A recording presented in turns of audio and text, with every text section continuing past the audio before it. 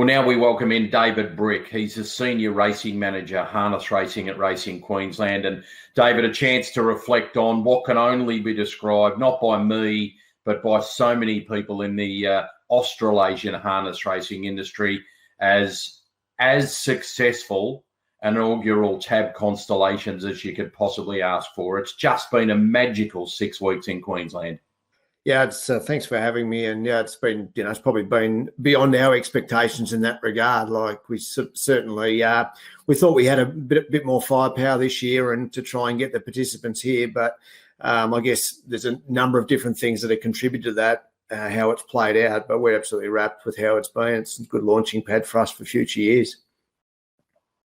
And it's been a tough time and a frustrating time. This was supposed to launch 12 months ago, obviously, and COVID thwarted that. And, we're talking about the success of it, but still with your hands tied behind your back a fair degree because of COVID. Yeah, I mean, you know yourself in terms of just from a broadcast point of view, from that point of view, yourself, we're going to be up here for the first and last weeks. We had to work around that with our broadcast partners. So they're just examples that they're still working through that. There's been challenges. The racing industry across Australia has been really good in dealing with that, whatever it might be. And as you said, the carnival last year, we did have to put a pen through it to try and ensure we weren't at that stage sure how wagering was going to go. I guess probably in hindsight, it may still have gone ahead, but we obviously wouldn't have been able to get the horses and participants we were able to this year. And so in some regards, that may be played into the hands from that point of view that we were able to get a lot more of them there this year. But I think, again, next year, hopefully those impediments will be gone and, we'll be able to get some others. I know, for example, a horse like Tasty Delight was keen to come, but it just became too hard, unfortunately. I think the other really big result for you is the New Zealanders being such a key part of this and having so much success. You're going to have your door bashed down from New Zealanders next year. Yeah. Look, they're great to have here. I think, they're good people.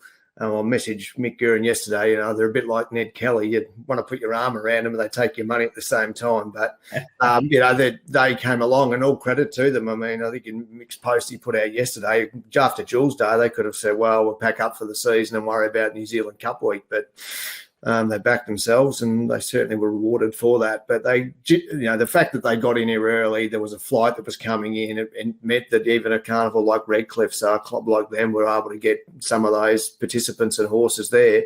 And it meant, therefore, it was almost 6 weeks of competitive racing, but quality horses and participants.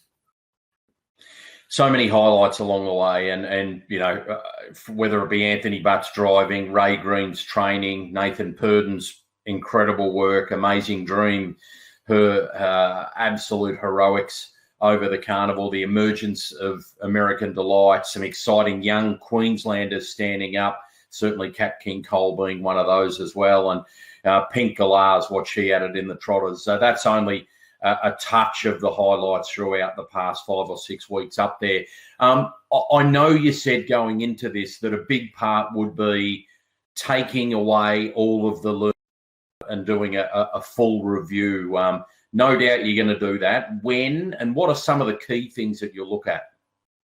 Yeah, I think that the program will be the first start of that. So we'll start unpacking that pretty much over the next week. We'll try and get onto it as quick as we can because, feature race schedules and so forth from a national point of view will start coming up on the horizon for next year. So we'll start that. But that program is really the first starting point in terms of determining where those key pillars are going to go. The Rising Sun was certainly a success from our end. And so we're going to look, where does that go? How do we make sure the 3 and 4 year old element, which is, I think, is a critical part of it, works. So we'll work through that with participants locally and those that attended to see where they think it works. It is I shouldn't say a tricky one, but it's from a racing point of view, it's one we need to try and keep away from a lot of the other ones because a number of horses go through it. So, as you said, Amazing Dream, she had other races to go to afterwards, Krug, likewise, Expensive Ego. So you almost have to have that as a standalone somewhat event away from those other features so the horses can target it. As to which way is the best way, whether at the start or have derbies and oaks prior to it, it's probably it's a good question, a good discussion point, and I'm sure there'll be different views on it, which will be good. But so that element will really be what we look at, and we're certainly not necessarily stopped from an enhancement point of view either. So there are some elements, and it probably comes down to the calendar. For example, do our Q-breds races stay on that night, or do we bring them together with our 3-year-olds and maybe push that slightly later in the season? And there may be some other 2-year-old races that we bring in. So there's some of those elements that we've already started discussion on with clubs and industry, and that'll come into the mix as well as potentially some other additional features. All right, lock me in when you've got whatever changes you might make once you finish that review to talk more about it. How did turnover look across the 6 weeks? And I know we're not comparing apples with apples, but and you'd still be waiting on a lot of the figures. But turnover, obviously so important to funding the industry. Yeah, it is. No, look, it's been really solid. Redcliffe, for example, that was their biggest wagering night ever on their night. It was 38% up on their previous best. As you said, it's a bit hard dealing with what's happened in the past, but the last 12 months. But it was really pleasing for them to get the good quality horses there, and the punters responded. And then at Albion, certainly the first night on Rising Sun night was, again, as you said, we're not necessarily comparing it with the prior years, or that race wasn't run, but it was, in regards to that night, it was about 100% up on the 2 years ago, and then about 25% up on COVID sort of inflated wagering figures last year.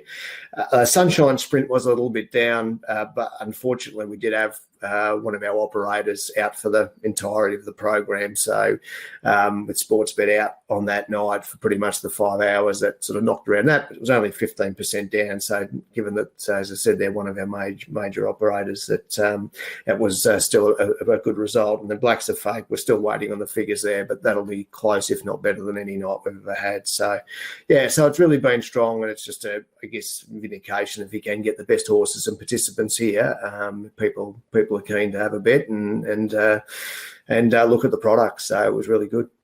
And just in closing, something which has been really important to you has been trying to innovate the coverage to a level that when you get the right product, and you certainly had that over the last 6 weeks, that you can showcase that product in the best possible way. The work with Lee Castledine and his team at Drone It around that drone footage, the great work from Sam and the team at PSP on the track, the driver cams, all that sort of stuff. It's exciting, isn't it? And it's getting feedback from non-racing people.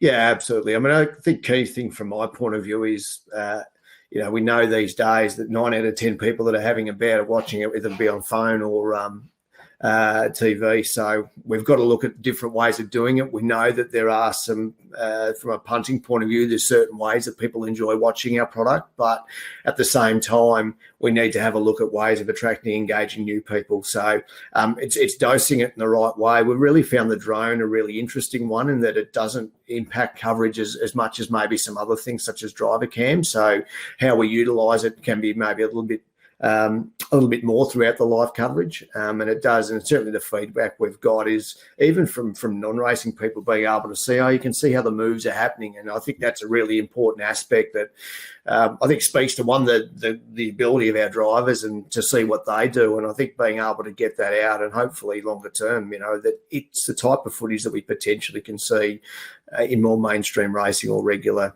day-to-day racing, because I think it adds value from that point of view in reviewing races, and also even from an integrity point of view. So I think that'll be something we continue to work on. It certainly does, and displaying the sectional times on the screen as well, such a key element of harness racing. I think I speak on behalf of so many people in the industry. A job well done by you, everyone who backed this in at RQ, and the team at Albion Park, and at the very start of it, Redcliffe as well. It's an exciting time. I think one of your most passionate supporters, Darren Garrard, summed it up best at the start of last Saturday night when he said, "Adam, the trots are back." I think they are too. It was such a magnificent 6 weeks. Well done, David, and I'm going to lock you in for, might be a couple of months away, but we'll get you back on to talk about any changes, whatever they might be for next year. More than happy to, and thank you for your support. Work well done with Sky and TAB, and look forward to continuing to work with you. And if I can just have one other call out, I know HRV held their Gordon Rothicker medal last night, and be remiss of me not to mention the winners there, but in particular Paul James, who's been a mentor of mine, a good friend, and congratulations to him. It was well deserved. Yep, well said. He's been a mentor to you and many others. He'd be really proud of the work you've done up there, David. So good stuff. Good call out. Catch up again soon. Thanks, Adam. Cheers.